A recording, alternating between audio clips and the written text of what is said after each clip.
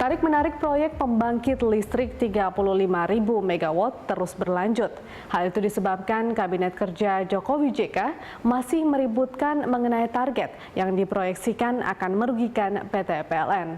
Kementerian SDM yang didukung Wapres Yusuf Kala bersikukuh melanjutkan proyek itu. Namun Menko Maritim dan Sumber Daya Rizal Ramli meminta proyek itu dikaji ulang menjadi 16.000 MW.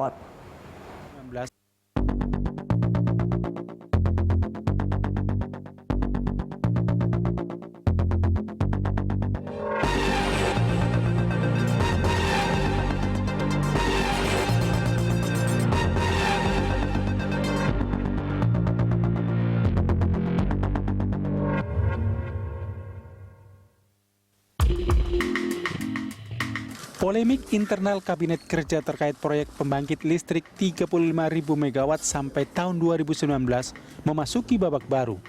Menteri SDM yang didukung Wakil Presiden Yusuf Kala tetap ngotot dengan target 35.000 MW sampai 2019. Meskipun Menko Maritim dan Sumber Daya Rizal Ramli memangkas target itu secara sepihak menjadi 16.000 MW. Menurut Wakil Presiden Yusuf Kala, Menko Rizal Ramli tidak punya wewenang apapun untuk merevisi target pembangunan pembangkit 35.000 MW yang telah ditetapkan Presiden Joko Widodo dan pemerintah tidak akan mengevaluasi target tersebut. Tak usah ngomong lagi dah. Pokoknya kalau sudah ditetapkan. Jadi artinya tidak berlaku. Jadi artinya tidak berlaku, tetap 35.000 targetnya. Siapa yang bilang berubah? Kemarin Pak. Yang menentukan siapa itu 35.000? Presiden. Iya. Emangnya Menko bisa merubah presiden? Tapi setelah kemarin pembicaraan dengan Dirut PLN dan sebagainya. Tidak benar, sesudah cek Dirut PLN tidak ada perbicaraan begitu-begitu. Berdasarkan rencana usaha penyediaan tenaga listrik tahun 2015 sampai 2024, pemerintah memproyeksikan beban puncak listrik tahun 2015 mencapai 36.787 MW dengan asumsi pertumbuhan ekonomi sebesar 6,1% dan pertumbuhan kebutuhan listrik sebesar 8,7%. Sedangkan pada tahun 2019 diperkirakan mencapai 50.531 MW dengan asumsi pertumbuhan ekonomi sebesar 7,1% dan pada tahun 2024 diproyeksikan mencapai 74.536 MW dengan asumsi pertumbuhan ekonomi sebesar 7%. Dengan demikian, tingkat elektrifikasi Indonesia bisa meningkat dari 86,39% saat ini menjadi 97,4% tahun 2019. Namun Menko Maritim dan Sumber Daya Rizal Ramli menilai target tersebut terlalu dipaksakan sehingga direvisi menjadi hanya sebesar 16.167 MW. Berdasarkan perhitungan Rizal Ramli, kebutuhan real listrik pada saat beban puncak tahun 2019 hanya sebesar 74.526 MW dibanding tahun 2015 sebesar 50.856 MW dan jika ditambah 35.000 MW plus 7.000 MW yang sedang berjalan akan terjadi kelebihan pasokan daya sebesar 21.331 MW. Menurut Rizal Ramli, kelebihan kapasitas itu akan merugikan PLN hingga 10,763 miliar dolar per tahun. Karena berdasarkan ketentuan yang ada, PLN wajib membeli 72% listrik yang diproduksi swasta, baik yang dipakai maupun tidak. Kita harus melihat segala sesuatu dengan faktual, dengan logis. Seperti saya katakan tadi, kalau 35.000 dicapai, betul-betul dilaksanakan sampai tahun 2019, maka permentak jauh melebihi permentaan sebesar 21.000 MW. Nah, aturannya, apapun yang dihasilkan oleh listrik swasta, PLN harus bayar 72%-nya. Artinya, kalau itu berlangsung, PLN harus bayar padahal listriknya nggak dipakai, lebih demand itu sekitar 10 miliar 7,63 miliar. 35.000 watt itu tidak mungkin dicapai dalam waktu 5 tahun. Mungkin 10 tahun bisa lah ya. Kenapa? Karena kalau seandainya dibangun semuanya pun dalam 5 tahun terjadi sampai 35.000, maka PLN akan mengalami kapasitas lebih. Sejauh ini Menteri SDM sudah menyusun daftar proyek pembangkit 35.000 MW dalam Kepmen SDM nomor 74 tahun 2015. Berdasarkan Kepmen tersebut, 74 proyek berkapasitas 25.000 MW senilai 615 triliun rupiah akan dikerjakan dengan skema pengembangan listrik swasta atau independent power producer. Sementara 35 proyek berkapasitas 10.000 MW bernilai 512 triliun rupiah dikerjakan oleh PLN. Sebanyak 21 proyek berkapasitas 10.000 MW sudah masuk tahap pengadaan. Tim Liputan Berita 1. Pertumbuhan pasokan listrik harus mampu mengimbangi pertumbuhan ekonomi.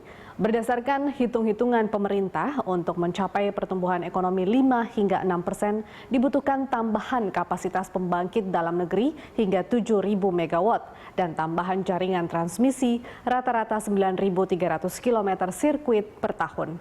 Persoalannya, mampukah Indonesia membangun proyek ambisius ini? Simak laporannya. Kebutuhan listrik tumbuh pesat. Pada 2010, pelanggan listrik mencapai 42 juta lebih.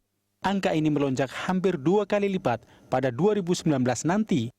Pada tahun itu, jumlah pelanggan mencapai 71 juta. Perbandingan rumah tangga berlistrik dengan jumlah rumah tangga atau rasio elektrifikasi juga meningkat. Rasio elektrifikasi juga terus tumbuh. Pada 2010, rumah tangga yang terjangkau listrik mencapai 66%. Angka ini naik menjadi 97% lebih pada 2019. Tentu perusahaan listrik negara atau PLN kesulitan memenuhi rasio elektrifikasi. Pasalnya, pertumbuhan kebutuhan listrik hanya 8,7% per tahun. Menurut pemerintah, pencanangan megaproyek 35.000 MW sangat penting. Mengingat dalam 5 tahun terakhir, tambahan pasokan listrik tidak dapat mengimbangi tambahan permintaan. Pada tahun 2012, seharusnya ada tambahan kapasitas 5.600 MW dan tahun 2013 sebesar minimal 4.000 MW. Artinya, selama 2 tahun terakhir dibutuhkan tambahan kapasitas sekitar 9.600 MW. PLN tentu tidak bisa membangun pembangkit listrik 35.000 MW sendirian. Perusahaan listrik plat merah akan membangun pembangkit sebesar 10.000 MW, 25.000 MW sisanya dibangun swasta. Untuk itu pemerintah harus merogoh kocek 199 triliun rupiah untuk pembangkit dan 313 triliun rupiah untuk membangun jaringan dan gardu induk. Sementara swasta harus mengeluarkan 615 triliun rupiah untuk membangun pembangkit. Total anggaran yang diperlukan mencapai 1.127 triliun rupiah. Persoalannya, bila swasta melakukan investasi hingga ratusan triliun, tak menutup kemungkinan investor asing akan terlibat. Dengan demikian, program kemandirian energi kita patut dipertanyakan. Pasalnya, dengan listrik yang dikuasai asing, sama halnya menggantungkan kebutuhan energi kepada bangsa lain. Masalah lainnya adalah Indonesia kekurangan insinyur di bidang pelistrikan. Ada satu pertanyaan, pemerintah menyiapkan nggak tentang hal yang sangat penting yang mendasar menurut saya adalah sumber daya manusia. Jangan lupa, menurut teman saya praktisi, bahwa 1 megawatt itu membutuhkan 4 orang operator. Artinya 140.000 operator. Sebelum itu sebelum beroperasi diperlukan kontraktor, industri, rencana dan sebagainya. Jadi bisa diperkirakan itu adalah kebutuhan kita 600.000 untuk 5 tahun. Berarti tidak hanya infrastrukturnya saja, tapi kemudian apa yang mendukung infrastruktur itu ya? Prof? Saya sebagai dosen di tenaga listrik di elektro, 1 tahun elektrik itu hanya mampu menghasilkan 100 orang engineer. Mungkin yang lain ada diploma yang salah yang bisa dihitung. Artinya dan itu perguruan tinggi di Indonesia barangkali 200 itu tidak sama seperti UI yang 100, paling sedikit. Jadi paling 5 tahun itu kita bisa penuhi hanya 100.000. Jadi ada 400 sampai 500.000 yang kekurangan. Dari mana? Apa kita mau serahkan karena kita di depan muncul masyarakat ekonomi? Walhasil, proyek listrik 35.000 megawatt perlu dikaji ulang, sehingga hasilnya selain terserap dengan pasar juga tidak memberatkan anggaran negara dan bisa ditangani oleh bangsa sendiri. Setidaknya itulah kemandirian energi yang dicita-citakan bangsa Indonesia.